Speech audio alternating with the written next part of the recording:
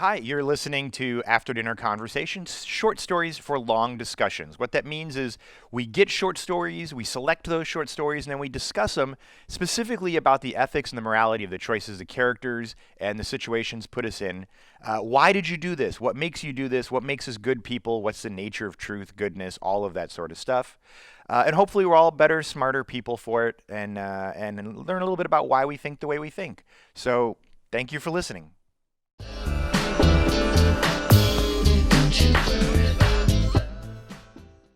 Hi, you are listening to After Dinner Conversation, short stories for long discussion. I am your co-host, Kolby, along with Ashley, who's being horrible to me. No, I'm not. And Jeremy.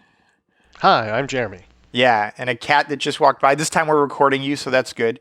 And I totally, right, so last time I forgot who our new podcast subscribers were, so this time I got Patreon. them. Patreon, yeah, sorry. Patreon subscribers are. So I just want to quickly thank Todd Adams, Michelle Poirier, David Schultz, Charles Williams, someone has her email address is Ophelia, something, I don't want to say, Karen James, Samuel Ruffler, Michelle Maciel, Jordan, Mitch Sweet, John Scherer, and Bill Weston. Those are all of our new people. Thank you so much. We can't do this without you. Please do, if you're enjoying this show, if you're having a great time, please do support us on Patreon. Just go to patreon.com/afterdinnerconversation. All of these stories are available for download on Amazon, including the one we are talking about today. What is that one, Jeremy? God, that could be my greatest transition ever. Yeah, so this story is called Prohibition by David Rose. So a little bit of a synopsis. Basically, this story is about addiction. Kind of separated into three different phases. The first third of the story is from the point of view of this addict. He's talking about his addiction, how much he likes it, how it makes him feel, all the trouble he has to go through to feed this addiction. And it's very interesting. It kind of gets in depth to that. The reveal in the second portion of the story is really about what he's addicted to, which is beef, basically, or meat, and the changes in society that caused this to happen, and some remembrances of of going to butcher shops as a kid and how it affected his family, and things like that. And then the third part of the story is the police busting in on the speakeasy, killing one of the other patrons while he's hiding, and then gets into really that philosophical concept of is this bad and what does it mean for society? So a pretty interesting story overall. What did you think, Kolby? I loved this story for a couple of reasons. Number one, I thought it was really well written. I agree. It read like a book that I would buy in the store. Like, it didn't read I don't want to say that we don't publish great stuff, but I read it and I was like, yeah, like if I'd have bought this in a store, I could read 300 pages of this. The descriptions were great. The visuals were great. The sort of turns of phrase were great. All of the writing was really rock solid. And the thing I really liked I'll talk about the plot, the deeper stuff later, but the thing I really liked about the story is I thought it handled the reveal really well. Like, I went and I reread it again last night. And it's a little bit like the thing where when you read it the first time and you get to the reveal, you're like, oh my God, what a great reveal. And then you read it the second time and you start to see some of the hints that you missed the first time. And you're like, oh, yeah, no, I should have got that. Like, yeah, no, Bruce Willis is dead. Like, I should have gotten that. He never touched anybody. Yes. He never touched anybody. And I thought that was really good. And then I also, from just a sort of a deeper standpoint, I really liked that the police were really violent. And so you have this juxtaposition of a society that pretends, I should say, to be civilized by not eating meat, but yet the people that are enforcing that rule are very uncivilized. Yeah, that was very interesting. And I thought that was a really good split to show how like civilization can, at least according to the story, move forward while individuals and individual action may not. I think it's interesting along the same lines of how the police kept calling them murderers and butchers and, because they're eating meat. And then you show the guy in the situation. It's a very sophisticated type of situation. It's very there's like wine quote, in a unquote, restaurant. Clean-ish, except for when he's like chewing on the bone. And then the exact same butchery type of mentality is exactly what the police do. Yeah, I thought that was a really good again, juxtaposition. It was right. It was a solid contrast. And I think even beyond the so there's the meat eating side of it. I think that's actually the least interesting part of the story. Like it's a great tool to get us there. But I thought that contrast between the two sides I thought was interesting, how civilization versus individuals. I thought the idea of individual choice and individual freedoms I thought was super fascinating. Additionally, I thought this idea of illegality and it got me thinking again, and I thought about this previously, but this story definitely made me think of this, are there such things as natural rights? Things that, rights that you are born with, that regardless of government, they should not be allowed to be taken away. You could make an argument. So obviously the Declaration of Independence says life, liberty, and the pursuit of happiness are these natural rights coming from the French Revolution. But you might have a natural right to have children, right? That even though it might be in society's best interest to have population control, we have decided that no government no sort of government should be allowed to do that. At least as Americans. Obviously, other countries have different opinions, because the right to have children is a right so fundamental to your existence that it cannot be taken away, even if it would be in the collective good to do so. And I think that got me thinking about what else would I consider to be one of these sort of birthrights that can't be taken away? And I actually don't think meat eating is one of them. I think I personally, based on no evidence but my own sort of morals, think, if the government wanted to take away my right to eat meat because they thought it would be more useful for global warming or whatever society, okay, that's not fundamental to me.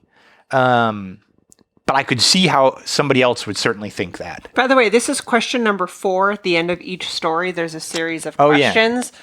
So Kolby's going off. Yeah, we skip around 4. a bit. We skip around them a lot, but this is reference to that question.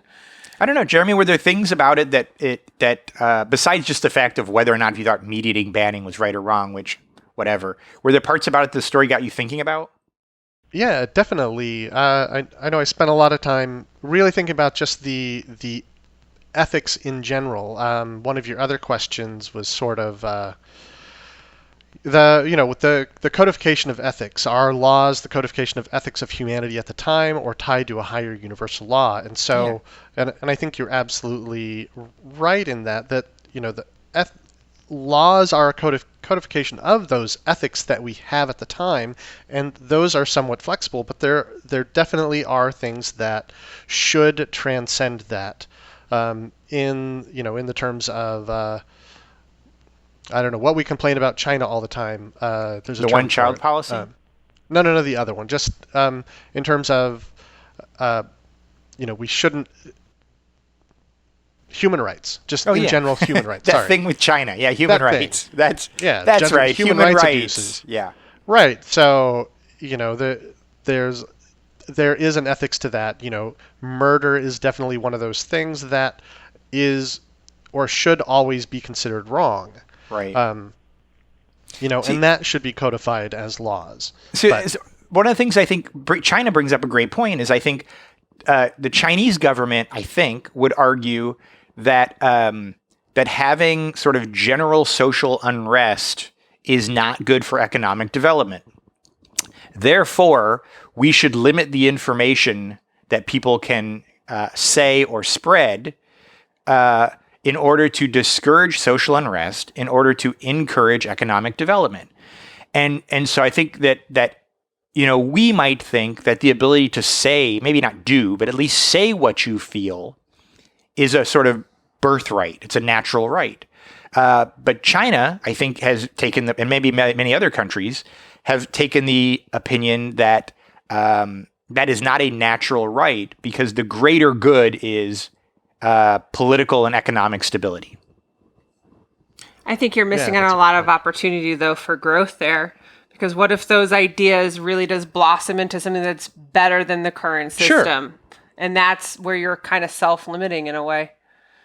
Yeah, and that's the thing is you never know which stupid idea turns out to be a good idea. Yeah, and I get it. Like the fact that you have to sift through all these ideas and that it might stir up controversy and an uprising and make people less productive because they're contemplating these other ideas instead of being productive.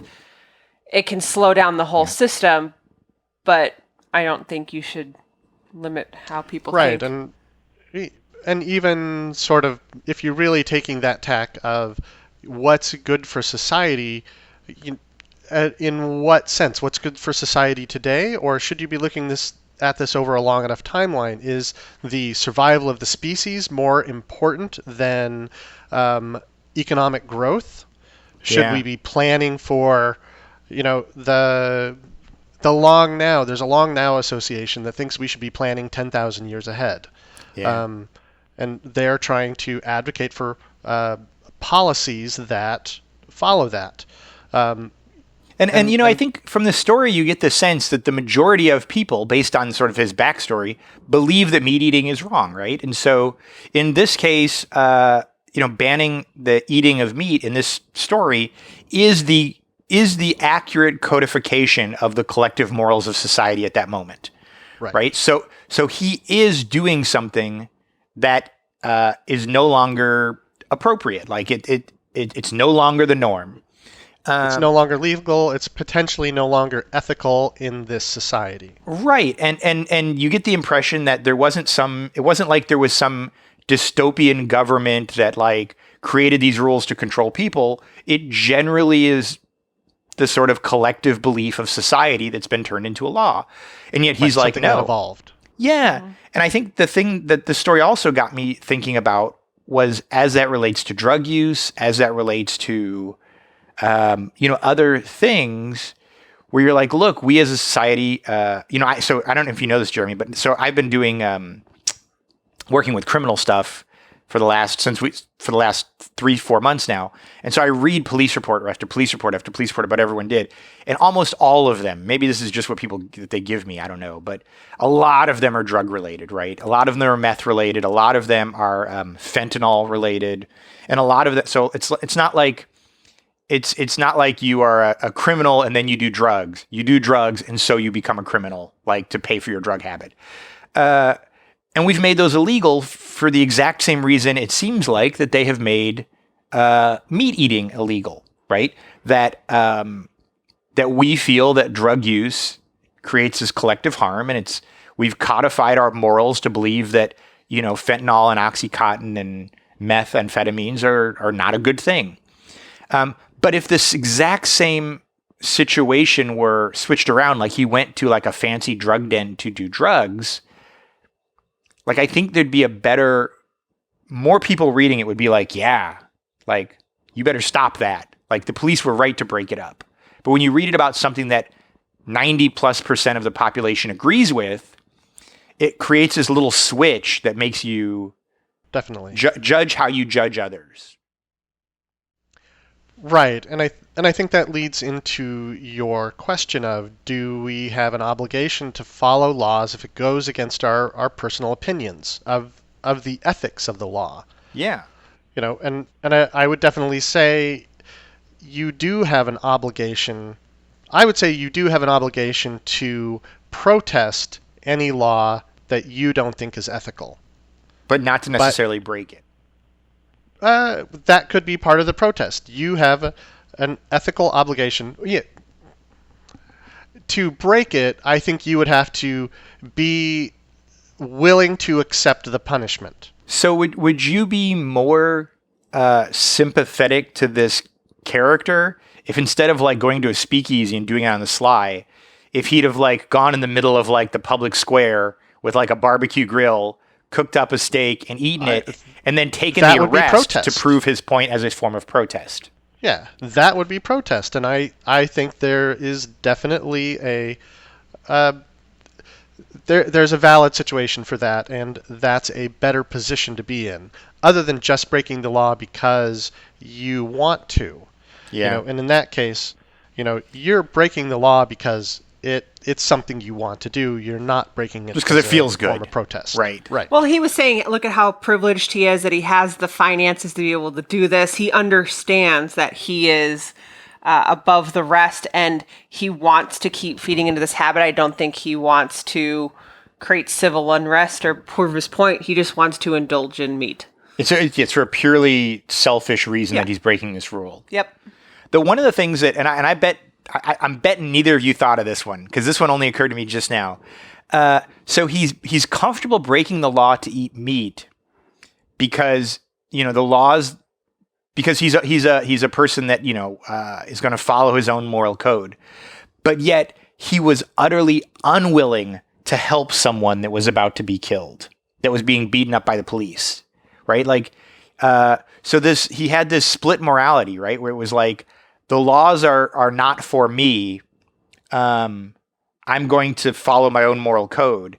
And yet, that same moral code should have caused him to help someone else. I don't know, maybe not. I think he's too wrapped up in his own little world. He's just an addict? Yep, he's just an addict. He just wants to go in, indulge his meat, and get out. I don't think he's looking out for anybody else. He just wants to indulge in his situation. That was my takeaway. Yeah. That's an interesting point. Now, when I was reading this, I was like, personally, with everything that's currently going on in this You're good. situation, I looked at it more of a why would they restrict meat? And you look at now with how cows release methane gas and look at the environment, and there's a huge reason, or not a huge, but there is a reason that some vegetarians are saying, meat eaters are destroying the world. And I looked at it more from that perspective. Yeah, so did I. So here you are from a land usage standpoint. From a land usage, from an air quality, from a, pollution standpoint. And here they are trying to prevent people from eating meat, and yet, to save lives. And then when those people that break the rules, apparently their lives just don't matter. Because they can kill them and not have any consequences to that. Right. Just dump them in the alley and that's fine. Yeah. Right. Yeah. I loved the line from the police officer. It was probably my favorite line in the whole story, where he's hitting the girl, or he's beating up the girl. And he's like, I got a puppy at home. We just got a puppy. Why don't I bring it in here so you can chop him up and eat him? And I was like, no, don't eat the puppy. But I was like, oh yeah. But from their perspective, the police officer's perspective, it is the same thing. Yep. Meat is meat. You do not eat meat. That is their vision of these people of being so barbaric. They will just eat any sort of muscle. Yeah. Literally, that's you're eating muscle. Yeah. Yeah. So, it makes me wonder what the society collectively came to the decision. Like, what was their basis to collectively come to this decision? Was it an environmental thing? Was it a all creatures are created equal? Hi, this is Kolby, and you are listening to After Dinner Conversation, short stories for long discussions. But you already knew that, didn't you? If you'd like to support what we do at After Dinner Conversation, head on over to our Patreon page at patreon.com/After Dinner Conversation. That's right, for as little as $5 a month, you can support thoughtful conversations like the one you're listening to. And as an added incentive for being a Patreon supporter, you'll get early access to new short stories and ad-free podcasts, meaning you'll never have to listen to this blurb again. At higher levels of support, you'll be able to vote on which short stories become podcast discussions, and you'll even be able to submit questions for us to discuss during these podcasts. Thank you for listening, and thank you for being the kind of person that supports thoughtful discussion.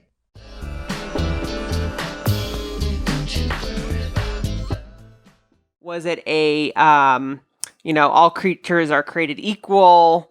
That's just kind of where I that's where my mind went when reading the story. I was like, oh, so banning meat, because that was recently a big thing of, if the next president is a vegan, oh my gosh, he's going to make everyone become a vegan. And it's like, So I think this was so I think it was a really interesting choice in the story that the police officers and the people in the story all talk about meat eating being banned because of it being humane or inhumane. Mm-hmm. If this story had been that meat eating was banned because of global climate concerns, I would have taken a very different view on this person, right? It's one thing to eat a cow because, we banned cow eating because we think it's inhumane. I personally don't think it's inhumane. Therefore, I'm going to personally eat cow. It affects me, it affects the cow, and that is it. As opposed to if this story had been a different way where, world scientists have decided that the only way to save the planet is to reduce our meat eating and our consumption of meat. But I personally don't believe in global warming. And so I personally am going to eat meat anyway. Now it's not a relationship between me and the cow. It's a relationship between me, the cow, and the effect that I'm having on other people in the world. That's why I try to limit my meat consumption. Right. At least my beef and cow consumption. I try to avoid eating. Yeah. But For me personally, Yeah, that's just my decision. Do I wish more people did the same thing? Yeah, but I understand that other people don't share that same ideal. Jeremy, you going to say something? I was going to say, that I know people as well who believe the same thing, but will eat humanely sourced. Sure. Like they will buy a cow that they know is that had a happy grown life and butchered humanely. Right. Yeah. I just think that even some vegetarians that will do that. They won't eat factory farmed, but they'll eat humanely grown. Yeah. But on the same token, though, it's still that cow is releasing that methane gas, which is affecting other people. Well, so it's like how far are you willing to take it? Yes, exactly. And that's the part that I thought was a really great choice in this story. Is it asks a lot more questions about natural rights and personal choice when the reason for this law was a humane thing, as opposed to a global pandemic, global problem thing. Because the choice that the character is making in the story is a choice that only affects him and the cow, right? There's no sort of secondhand smoke problem. And I think that was a really good choice for sort of driving home that parallelism or whatever I want to say. Mm-hmm. Yeah, definitely. I feel like we haven't given you much chance to talk, Jeremy. I feel bad. Oh, no. Yeah. Yeah. So I was hoping you would get into question one specifically. What? Yeah, I was going to go into it too. Okay. Yeah. What if there had been different scenarios? Oh, yeah. What do you think of that? Yeah.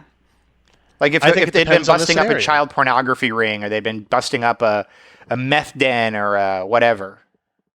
Right. So I think there are different ethics for some of those, because some of those are where you talk about there are some things that are fundamentally human rights. There are some things that are fundamentally bad. Sure. Such as, child pornography, or what were the other options?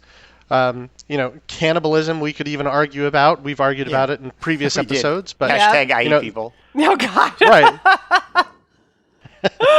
Sorry, there are some things, though, that where you're entering into a fallacy of where the other side of the argument is not an equal argument. It is just a fundamentally bad thing.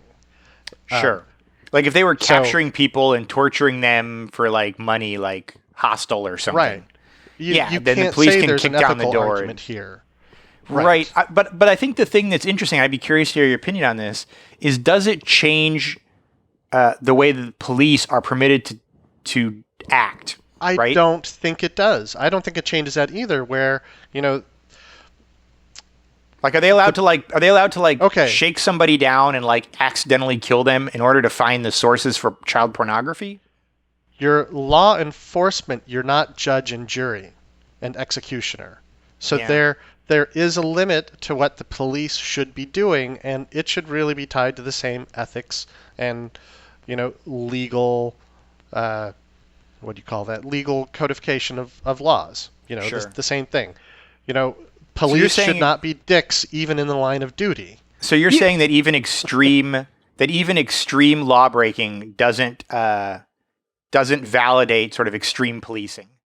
It should not. Okay. You can tell they are definitely trying to send a message, though, because this is not their first ring that they've busted. And they let the doorman go, and they really wanted him to have the message in his head that it is not worth getting into this business, and send a message to all the other people that are running in this ring that you better think twice because this is coming to you. You can totally tell that's the message that they're trying to send. That's the message, but I don't think that's the message the police should be trying to deliver from a law enforcement standpoint. Yes. That belongs somewhere else. Yeah. To whom? The police should not be abusive. No, I'm not condoning abuse. Right. But how do you get that message across that this is really a no-go and you don't even want to get into this industry? You just change the punishments, though, right? Like more Exactly. severe jail time. Yeah, and there's a slippery slope there as well. We can talk about drug enforcement, where or the punishment for drug possession, where that's excessive compared to other, the 3 strikes law. There are people that went to prison forever for drug offenses, and a murderer just gets a couple of years. So there's a discrepancy.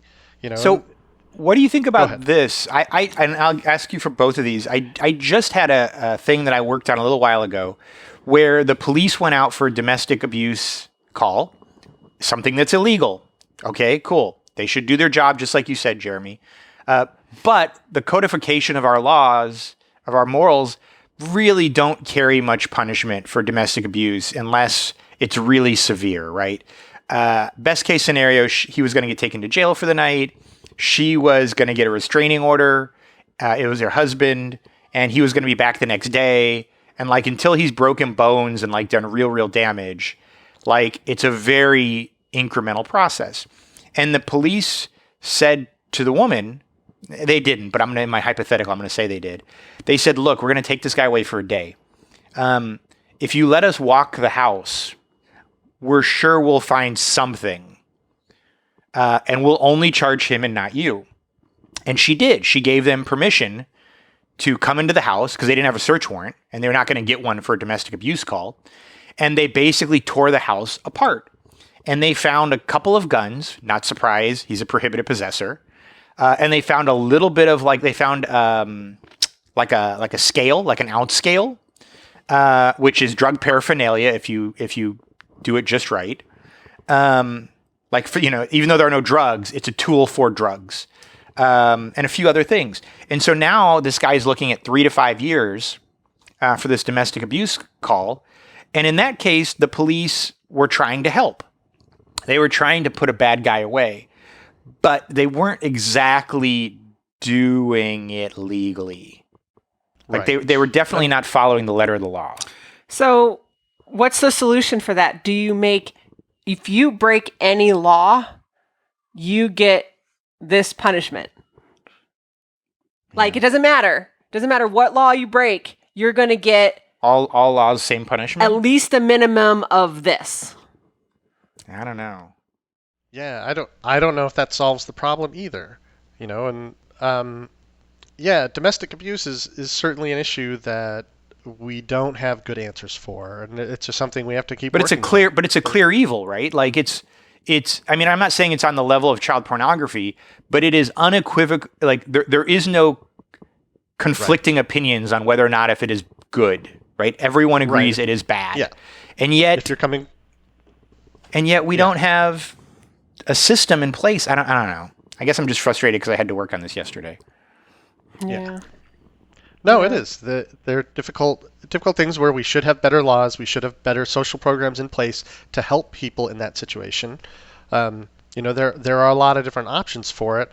And you could look at the ethics of what the police did on one side was a good thing. It can be both bad and good at the same time. It's not necessarily a clear-cut situation. Yeah. I understand your point, though, Jeremy, and that is sort of the ends don't justify the means. Like, yes, they want to stop meat eating, but sort of punching somebody and killing somebody and shaking somebody down and going outside of these extra sort of judicial processes isn't the way to do it, even if it is the most effective way to do it. Right. Right. There are other options there. So I'm going to change the subject just a little bit because we're getting a little heated there. I'm going to go to question number 5. Addiction can be defined as the physiological and physical inability to stop performing an action. By that definition, is the narrator addicted to meat? Should he try to give us his addiction? Are some addictions... Give up his addiction. Give up his addiction. Typo. Are some addictions acceptable? So is he addicted? I do think there are definitely some foods that give you a physiological change and a psychological change, like sugar, for example, that people can become literally addicted to. I don't know if that exists in meat. Do you think he was addicted? I mean, he literally was willing to risk jail time to eat meat. I don't know if meat gives you that sort of physical and psychological change. But I would imagine there is something because we know food is tied to a lot of our neurological processes. Right. A lot of it's tied to, dopamine in the brain. Mm-hmm. And really anything can be conditioned to produce that kind of, I mean, he called himself an addict. And imagine just normal human knee-jerk reaction is as soon as someone says you can't have something, you're like, but I really want it. Like, I'm just saying, that's also normal kind of human knee-jerk reaction to someone that has experienced it and knows they like it, and so they're going to justify wanting more of it, or in their mind, be like, no, I'm going to go get me some more. So, definitely. I took it as he is an addict, and I thought he wasn't protesting the law. He was an addict. And I think that was sort of another layer of this story that I found interesting that you touched on, Jeremy, definitely. Is it's one thing to protest a law. That is not what he's doing. He is an addict. Yeah. And so that's why intentionally breaking the law. Right. And that's why he hides when the police come in. That's why he knows he's going to do it again, even though he's risking his own livelihood and his own future for it. And so in that sense, I'd say, even though I eat meat, like personally, I think he needs help in the story. Because he is suffering from an addiction in the story. Mm-hmm. You could substitute meat for any other thing, and his actions indicate some sort of addictive to whatever it be. Now, I want to go to question 3. All right. We're running out of time. That's what I want to ask. If meat eating were made illegal by the duly elected government, would you continue to eat meat, Jeremy? Or would you break the law? Well, no. I think that's a typo there, too. Would you continue to eat meat and break the law? Yeah. So would you give up the meat? Probably. Again, because I might protest that and go do the barbecue in town square. Yeah. As a protest. I think that would be the idea. I would imagine in this scenario, I would probably be supportive of the law again because it's a majority. I would assume again it's a cultural. Yeah. We're assuming it was duly passed. Shifted. Yeah. Right. Would you struggle in that world of no eating meat? Yeah. Yeah. I'm not. Ashley, would you break the law? No. If the law passed, you would just give up meat eating that day?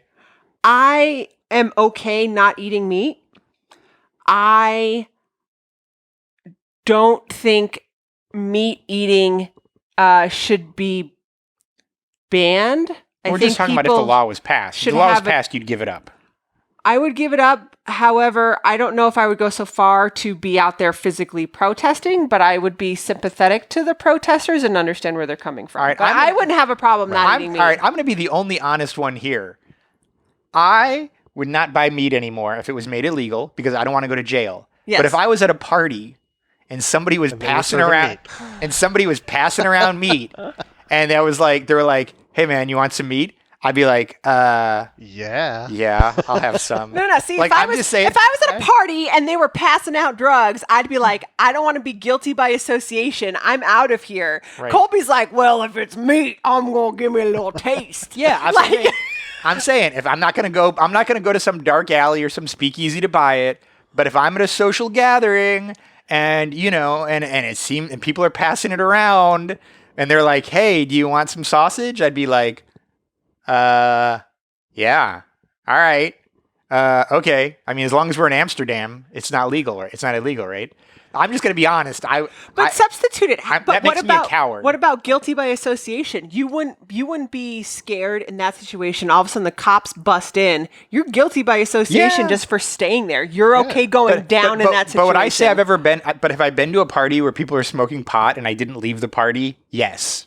And so if I'm gonna do that, I have are you to guilty in admit- association in the same way? Like if the law is you're at a party and they're doing cocaine and anybody at the party gets a felony conviction, would you leave? Like if that were... Yeah, and I guess you're right. You know what? I need It's going to to depend on the level of the... That's right. So if I was at a party and people were all like doing meth and like passing around a 7-year-old, I'd be like, I'm out of here. I'm going to go call the police right now and you guys are all going to jail.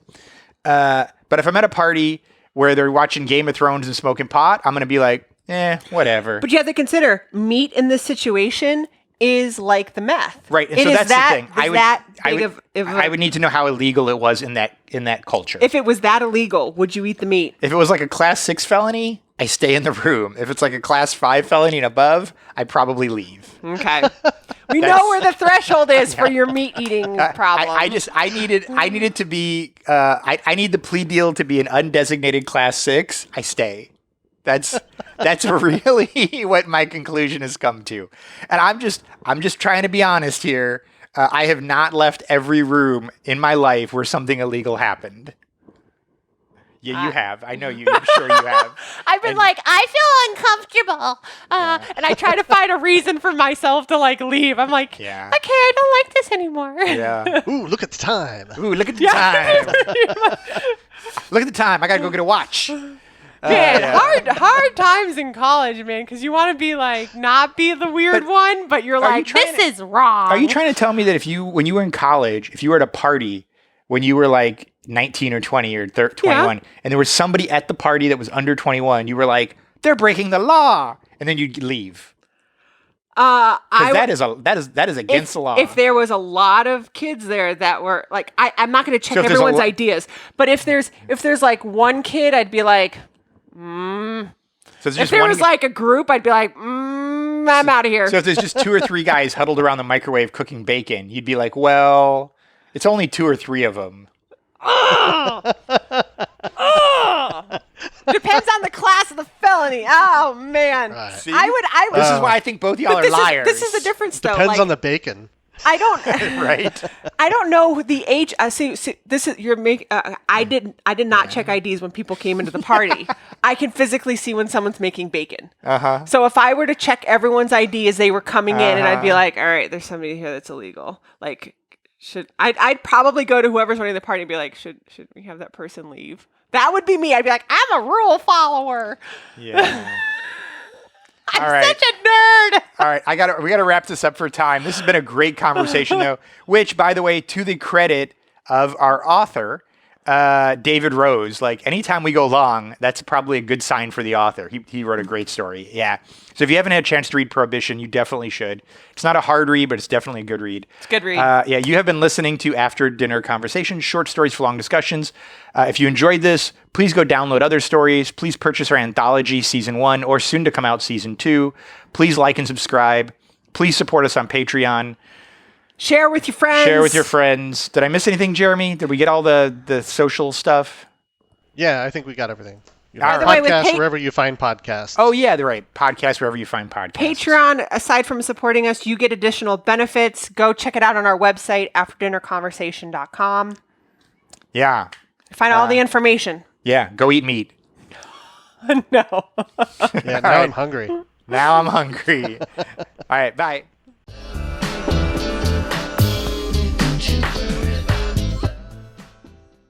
If you've enjoyed listening to this, please like and subscribe.